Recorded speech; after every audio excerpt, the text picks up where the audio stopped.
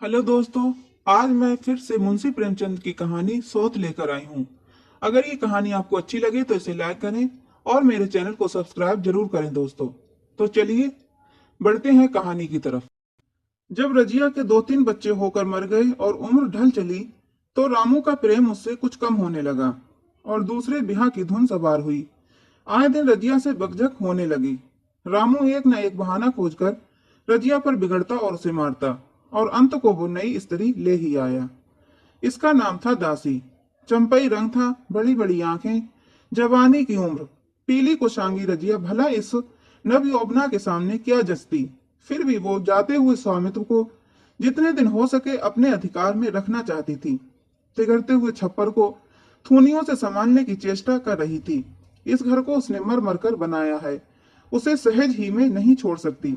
वो इतनी बेसमझ नहीं है कि घर छोड़कर चली जाए और दासी राज करे। एक दिन रजिया ने रामू से कहा, मेरे पास साड़ी नहीं है, जाकर ला दो। रामू उसके एक दिन पहले दासी के लिए एक अच्छी सी चुनरी लाया था। रजिया की मांग सुनकर बोला, मेरे पास अभी रुपया नहीं है। रजिया को साड़ी की उतनी चाह न थी जितनी रामू और दसिया के आनंद में विघ्न डालने की। बोली, रुपये नहीं थे तो कल अपनी चहीती के लिए चुंदरी क्यों लाए? चुंदरी के बदले उसी दाम में 2 साड़ियां लाते तो एक मेरे काम न आ जाती। रामू ने स्वेच्छा भाव से कहा, मेरी इच्छा, जो चाहूंगा करूंगा, तू बोलने वाली कौन है? अभी उसके खाने खेलने के दिन है। तू चाहती है उसे अभी से नून तेल की चिंता में डाल दूं? ये मुझसे ना होगा। तुझे ओढ़ने पहनने की साध है तो काम कर। भगवान ने क्या हाथ पैर नहीं दिए? पहले तो घड़ी रात उठकर काम धंधे में लग जाती थी, अब उसकी डहा में पहर दिन तक पड़ी रहती है। तो रुपये क्या आकाश से गिरेंगे? मैं तेरे लिए जान थोड़ी ही दे दूंगा। रजिया ने कहा, तो क्या मैं उसकी लौंडी हूं कि वो रानी की तरह पड़ी रहे और मैं घर का सारा काम करती रहूं? इतने दिनों छाती फाड़कर काम किया, उसका ये फल मिला, तो अब मेरी भला काम करने आती है। मैं जैसे रखूंगा वैसे ही तुझे रहना पड़ेगा। रामू ने कहा, मेरी इच्छा होगी रहूंगी, नहीं अलग हो जाऊंगी। जो तेरी इच्छा हो कर, मेरा गला छोड़। अच्छी बात है, आज से तेरा गला छोड़ती हूँ, समझ लूंगी विधवा हो गई।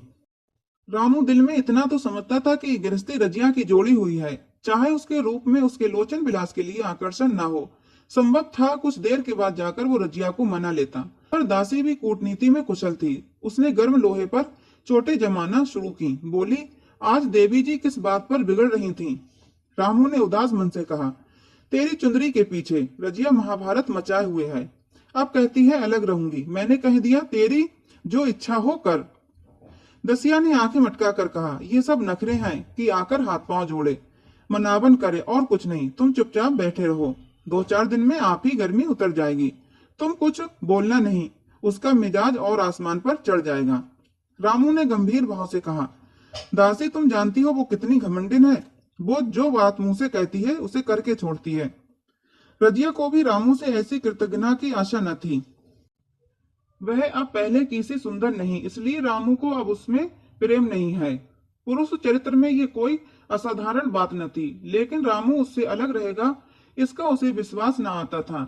ये घर उसी ने पैसा जोड़ जोड़ कर बनवाया, गृहस्थी भी उसी की जोड़ी हुई है, अनाज का लेन देन उसी ने शुरू किया। इस घर में आकर उसने कौन कौन से कष्ट नहीं झेले। इसीलिए तो कि पौरुख थक जाने पर एक टुकड़ा चैन से खाएगी और पड़ी रहेगी, और आज वो इतनी निर्दयता से दूध की मक्खी की तरह निकाल कर फेंक दी गई। रामू ने इतना भी नहीं कहा, तू अलग नहीं रहने पाएगी, मैं या खुद मर जाऊंगा या तुझे मार डालूंगा, पर तुझे अलग न होने दूंगा।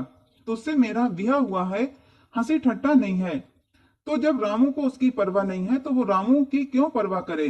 क्या सभी स्त्रियों के पुरुष बैठे होते हैं? सभी के माँ बाप बेटे पोते होते हैं। आज उसके लड़के जीते होते तो मजाल थी कि ये नई स्त्री लाते और मेरी ये दुर्गति करते। इस निर्दयी को मेरे ऊपर इतनी भी दया ना आई। नारी हृदय की सारी परवशता इस अत्याचार से विद्रोह करने लगी। वही आग जो मोटी लकड़ी को स्पर्श भी नहीं कर सकती, फूस को जलाकर भस्म कर देती है। दूसरे दिन रजिया एक दूसरे गांव में चली गई। उसने अपने साथ कुछ न लिया। जो साड़ी उसकी देह पर थी वही उसकी सारी संपत्ति थी। विधाता ने उसके बालकों को पहले ही छीन लिया था, आज घर भी छीन लिया। रामू उस समय दासी के साथ बैठा हुआ आमोद विनोद कर रहा था। रजिया को जाते देखकर शायद वो समझ न सका कि वो चली जा रही है। रजिया ने यही समझा। इस तरह चोरों की भांति वो जाना भी न चाहती थी। वो दासी को, उसके पति को और सारे गांव को दिखा देना चाहती थी कि वो इस घर से धेले की भी चीज नहीं ले जा रही है। गांव वालों की दृष्टि में रामू का अपमान करना ही उसका लक्ष्य था। उसके चुपचाप चले जाने से तो कुछ भी ना होगा। रामू उल्टा सबसे कहेगा, रजिया घर की सारी संपदा उठा ले गई। उसने रामू को पुकार कर कहा, संभालो अपना घर, मैं जाती हूँ। तुम्हारे घर की कोई भी चीज अपने साथ नहीं ले जाती। रामू एक क्षण के लिए कर्तव्य भ्रष्ट हो गया। क्या कहे, उसके समझ में नहीं आया। उसे आशा न थी कि वो यूं जाएगी। उसने सोचा था जब वह घर ढोकर ले जाने लगेगी तब वह गांव वालों को दिखाकर उनकी सहानुभूति प्राप्त करेगा। अब क्या करे। दसिया बोली, जाकर गांव में ढिंडोरा पीट आओ, यहाँ किसी का डर नहीं है। तू अपने घर से ले ही क्या आई थी जो कुछ लेकर जाएगी। रजिया ने उसके मुंह न लगकर रामू ही से कहा, सुनते हो अपनी चहीती की बातें, फिर भी मुंह नहीं खुलता। मैं तो जाती हूँ, लेकिन दस्सो रानी, तुम भी बहुत दिन राज न करोगी। ईश्वर के दरबार में अन्याय नहीं फलता। वह बड़े बड़े घमंडियों का घमंड चूर कर देता है। दसिया ठट्टा मार कर हंसी, पर रामू ने सिर झुका लिया। रजिया चली गई। रजिया जिस नए गांव में आई थी वह रामू के गांव से ही मिला हुआ था, अतएव यहाँ के लोग उससे परिचित थे। वो कैसी कुशल गिरहली है, कैसी मेहनती, कैसी बात की सच्ची, ये यहाँ किसी से छिपा न था। रजिया को मजूरी मिलने में कोई बाधा न हुई। जो एक लेकर दो का काम करे, उसे काम की क्या कमी। 3 साल रजिया ने कैसे काटे, कैसे एक नई गृहस्थी बनाई, कैसे खेती शुरू की, इसका बयान करने बैठे तो पोथी हो जाए। संचय के जितने मंत्र हैं, जितने साधन हैं, वे रजिया को खूब मालूम थे। फिर अब उसे लाग हो गई थी, और लाग में आदमी की शक्ति का बारा पार नहीं रहता। गांव वाले उसका परिश्रम देखकर दांतों उंगली दबाते थे। वह रामू को दिखा देना चाहती थी कि मैं तुमसे अलग होकर भी आराम से रह सकती हूँ। वह अब पराधीन नारी नहीं, अपनी कमाई खाती है। रजिया के पास बैलों की एक अच्छी जोड़ी है। रजिया उन्हें केवल खली भूसी देकर नहीं रह जाती, बल्कि रोज 2-2 रोटियां भी खिलाती है। फिर उन्हें घंटों सहलाती। कभी कभी उनके कंधों पर सिर रखकर रोती है और कहती है, अब बेटे और पति तो तुम ही हो, मेरी जाल अब तुम्हारे ही साथ है। दोनों बैल शायद रजिया की भाषा और भाव समझते हैं। वे मनुष्य नहीं है, बैल हैं। दोनों सिर नीचा करके रजिया का हाथ चाटकर उसे आश्वासन देते हैं। वह उसे देखते ही कितने प्रेम से उसकी ओर ताकते हैं, कितने हर्ष से कंधा झुला कर जुआ रखवाते हैं, और कैसा जीतोड़ काम करते हैं। ये वे लोग समझ सकते हैं जिन्होंने बैलों की सेवा की है और उनके हृदय को अपनाया है। रजिया इस गांव की चौधराइन है। उसकी बुद्धि जो पहले नित्य आधार खोजती रहती थी और स्वच्छंद रूप से अपना विकास न कर सकती थी, अब छाया से निकलकर प्रौढ़ और उन्नत हो गई है। एक दिन रजिया घर लौटी तो एक आदमी ने कहा, तुमने नहीं सुना चौधराइन, रामू तो बहुत बीमार है, सुना 10 लंगन हो गए हैं। रजिया ने उदासीनता से कहा, जूड़ी है क्या? जूड़ी नहीं है, कोई दूसरा रोग है। बाहर खाट पर पड़ा था। मैंने पूछा, कैसा जी है रामू? तो रोने लगा। बुरा हाल है, घर में एक पैसा भी नहीं कि दवा दारू करे। दसिया के एक लड़का हुआ है, वो तो पहले भी काम धंधा न करती थी और अब तो लड़कोरी है, कैसे काम करे। सारी मार रामू के सिर जाती है। फिर गहने चाहिए, नई दुल्हन यूं कैसे रहे। रजिया ने घर में जाते हुए कहा, जो जैसा करेगा आप भोगेगा। लेकिन अंदर उसका जी न लगा। वो एक क्षण में फिर बाहर आई। शायद उस आदमी से कुछ पूछना चाहती थी, और इस अंदाज से पूछना चाहती थी मानो उसे कुछ परवाह नहीं है। पर वो आदमी चला गया था। रजिया ने पूरब पश्चिम जाकर देखा, वह कहीं ना मिला। तब रजिया द्वार के चौखट पर बैठ गई। इसे वे शब्द याद आए जो उसने 3 साल पहले रामू के घर से निकलते समय कहे थे। उस वक्त जलन में उसने ये शाप दिया था। अब वो जलन न थी, समय ने उसे बहुत कुछ शांत कर दिया था। रामू और दासी की हीनावस्था अब ईर्ष्या के योग्य नहीं, दया के योग्य थी। उसने सोचा, रामू को 10 लंगन हो गए हैं तो अवश्य ही उसकी दशा अच्छी ना रही होगी। कुछ ऐसा मोटा ताजा तो पहले भी न था।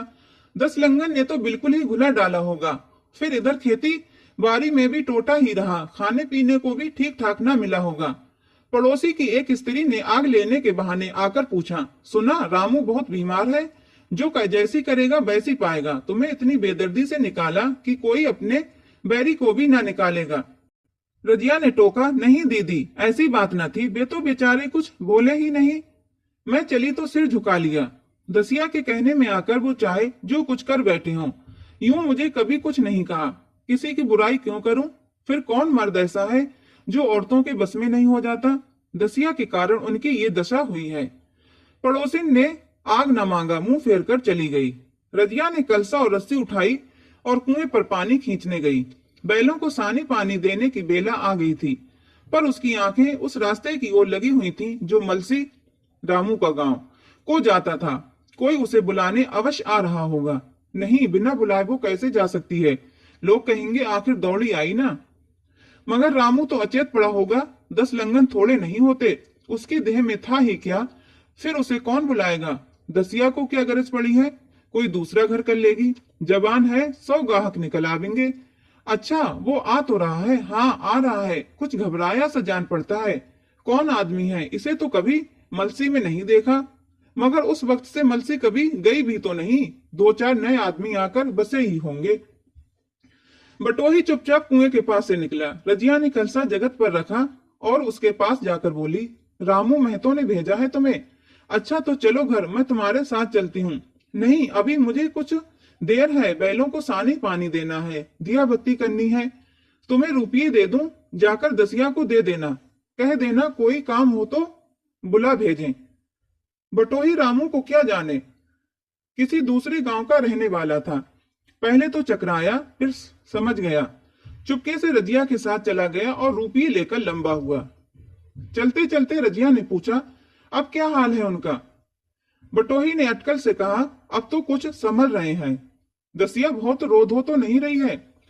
रोती तो नहीं थी। वो क्यों रोएगी? मालूम होगा पीछे।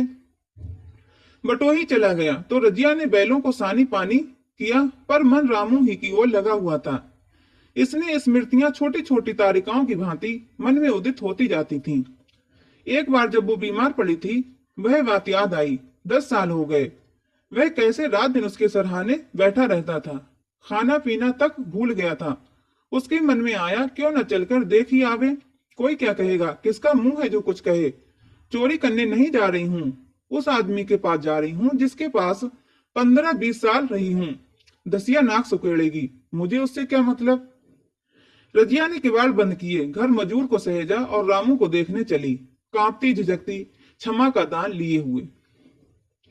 रामू को थोड़े ही दिनों में मालूम हो गया था कि उसके घर की आत्मा निकल गई, और वो चाहे कितना जोर करे, कितना ही सिर खपाए, उसमें स्फूर्ति नहीं आती। दासी सुंदरी थी, शौकीन थी और फूहड़ थी। जब पहला नशा उतरा तो ठाए ठाए शुरू हुई। खेती की उपज कम होने लगी और जो होती भी थी वो ऊट पटांग खर्च होती थी। ऋण लेना पड़ता था। इसी चिंता और शोक में उसका स्वास्थ्य बिगड़ने लगा। शुरू में कुछ परवाह न की, परवाह करके ही क्या करता। घर में पैसे न थे। अताइयों की चिकित्सा ने बीमारी की जड़ और मजबूत कर दी और आज 10-12 दिन से उसका दाना पानी छूट गया था। मौत के इंतजार में खाट पर पड़ा कराह रहा था और अब वह दशा हो गई थी जब हम भविष्य से निश्चिंत होकर अतीत में विश्राम करते हैं, जैसे कोई गाड़ी आगे का रास्ता बंद पाकर पीछे लौटे। रजिया को याद करके वह बार बार रोता और दासी को कोसता, तेरे ही कारण मैंने उसे घर से निकाला। वह क्या गई, लक्ष्मी चली गई। मैं जानता हूँ अब भी बुलाऊं तो दौड़ी आएगी, लेकिन बुलाऊं किस मुंह से। एक बार वह आ जाती और मुझसे अपने अपराध क्षमा करा लेती, फिर मैं खुशी से मरता और लालसा नहीं है। सहसा रजिया ने आकर उसके माथे पर हाथ रखते हुए पूछा, कैसा जी है तुम्हारा? मुझे तो आज हाल मिला। रामू ने सजल नेत्रों से उसे देखा पर कुछ कह न सका। दोनों हाथ जोड़कर उसे प्रणाम किया, पर हाथ जुड़े ही रह गए और आंखें उलट गईं। लाश घर में पड़ी थी। रजिया रोती थी, दसिया चिंतित थी। घर में रुपये का नाम नहीं। लकड़ी तो चाहिए ही, उठाने वाले भी जलपान करेंगे ही। कफन के बगैर लाश उठेगी कैसे? 10 से कम का खर्चा न था। यहाँ घर में 10 पैसे भी नहीं। डर रही थी कि आज गहन आफत आई। ऐसी कीमती भारी गहने ही कौन थे? किसान की बिसात ही किया। 2-3 नग बेचने से 10 मिल जाएंगे, मगर और हो ही क्या सकता है। उसने चौधरी के लड़के को बुलाकर कहा, देवर जी, ये बेड़ा कैसे पार लागे? गांव में कोई धेले का भी विश्वास करने वाला नहीं। मेरे गहने हैं, चौधरी से कहो इन्हें गिरवी रखकर आज का काम चलाएं, फिर भगवान मालिक है। रजिया से क्यों नहीं मांग लेती? सहसा रजिया आंखें पोंछती हुई आ निकली, कान में भनक पड़ी। पूछा, क्या है जोकू, क्या सलाह कर रहे हो? अब मिट्टी उठाओगे कि सलाह की बेला है? हाँ, उसी का सरंजाम कर रहा हूँ। रुपये पैसे तो यहाँ होंगे नहीं, बीमारी में खर्च हो गए होंगे। इस बेचारी को तो बीच मझधार में लाकर छोड़ दिया। तुम लपक कर उस घर चले जाओ, भैया कौन दूर है, कुंजी लेते जाओ। मजूर से कहना भंडार से 50 रुपये निकाल दे, कहना ऊपर की पटरी पर रखे हैं। वो तो कुंजी लेकर उधर गया। इधर दसिया राजू के पैर पकड़कर रोने लगी। बहनापे के ये शब्द उसके हृदय में बैठ गए। उसने देखा रजिया में कितनी दया, कितनी क्षमा है। रजिया ने उसे छाती से लगाकर कहा, क्यों रोती है बहन? वो चला गया, मैं तो हूं, किसी बात की चिंता न कर। इसी घर में हम और तुम दोनों उसके नाम पर बैठेंगी। मैं वहां भी देखूंगी, यहाँ भी देखूंगी। धाप भर की बात ही क्या, कोई तुमसे गहने पाते मांगे तो मत देना। दसिया का जी होता था कि सिर पटक कर मर जाए। इसे उसने कितना जलाया, कितना रुलाया और घर से निकाल कर छोड़ा। रजिया ने पूछा, जिसके रुपये हो सूरत करके मुझे बता देना, मैं झगड़ा नहीं रखना चाहती। बच्चा दुबला क्यों हो रहा है? दसिया बोली, मेरे दूध होता ही नहीं। गाय जो तुम छोड़ गई थी वह मर गई, दूध नहीं पाता। राम राम, बेचारा मुरझा गया। मैं कल ही गाय लाऊंगी, सभी गृहस्थी उठा लाऊंगी। वहां क्या रखा है? लाश से उठी रजिया उसके साथ गई। दाह कर्म किया, भोज हुआ, कोई 200 रुपये खर्च हो गए, किसी से मांगने न पड़े। दसिया के जौहर भी इस त्याग की आंच में निकल आए। बिलासनी सेवा की मूर्ति बन गई।